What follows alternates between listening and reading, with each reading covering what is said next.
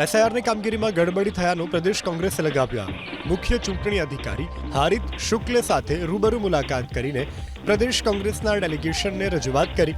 વિધાનસભામાં કોંગ્રેસ પક્ષના ઉપનેતા શૈલેષ પરમારે આરોપ લગાવ્યો કે ફોર્મ નંબર 7 એ મતદાર યાદીમાંથી નામ કમી કરવા માટેનું છે, પણ જે જૂથમાં કોંગ્રેસના કમિટેડ મતદારો છે તે બૂથમાં કીટ બનાવીને નામ કમી કરવા માટેના ફોર્મ અપાયા છે।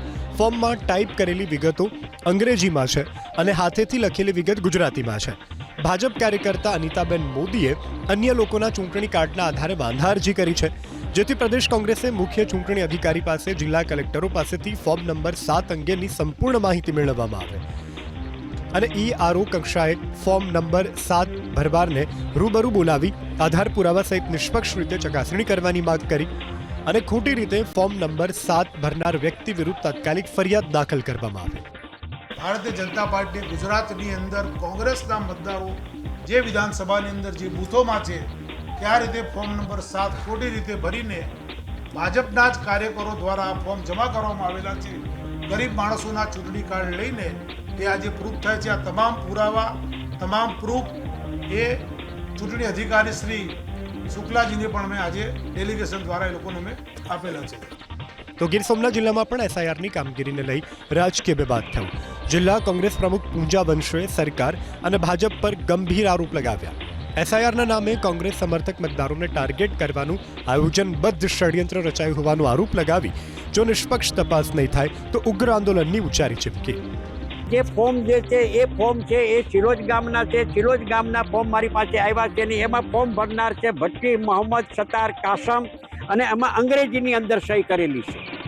આ ફોર્મની અંદર 7 ફોર્મ ભરાણા છે અને 7 ફોર્મમાં ભરાણા છે તે તો એમાં કોઈ વ્યક્તિ એવી રીતે છે કોઈ પોતાના પિતાનું નામ મતદાર યાદીમાંથી કમી કરાવે ખરા, પોતાની માતાનું નામ છે એ મતદાર યાદીમાંથી કમી કરાવે ખરા, છતાં પણ એના મા અને એના બાપાના નામે પણ ફોર્મ ભરાઈને 7 નંબરના ફોર્મ ભરવામાં આવ્યા છે। કોંગ્રેસે લગાવેલા આરોપોનો ભાજપે આપ્યો વળતો જવાબ। ભાજપ પ્રવક્તા ડોક્ટર અનિલ પટેલે પલટવાર કરતા કહ્યું, કોંગ્રેસ પાસે કાર્યકરો નથી એટલે તકલીફ પડે છે। કોંગ્રેસે લોકોનો વિશ્વાસ ગુમાવ્યો છે એટલે ચૂંટણી પંચ વિરુદ્ધ કરે છે ફરિયાદ। વાસ્તવમાં તકલીફ એ છે કે કોંગ્રેસ પાસે બૂથમાં પણ કાર્યકર્તા નથી અને વિધાનસભામાં પણ કાર્યકર્તા નથી, એટલે એમના કાર્યકર્તા ક્યારેય જમીન પર કામ કરતા નથી। મૂળ વિષય એ છે કે કોંગ્રેસ એ સતત ચૂંટણીઓ હારતી જાય છે, એટલે એ ક્યારેક વોટ ચોરીની વાત કરે છે, ક્યારેક ઈવીએમની વાત કરે છે, હમણાં જ મહારાષ્ટ્રમાં એમણે સહીની વાત કરી। તો મોટે ભાગે ચૂંટણીનું પરિણામ આવ્યા પછી એ કોંગ્રેસ જેમ પાણી પહેલાં પાળ બાંધવાની હોય એમ જુદા જુદા પ્રકારના આક્ષેપો, કારણ કે વાસ્તવમાં જનતા સાથેનું જોડાણ જતું રહ્યું છે।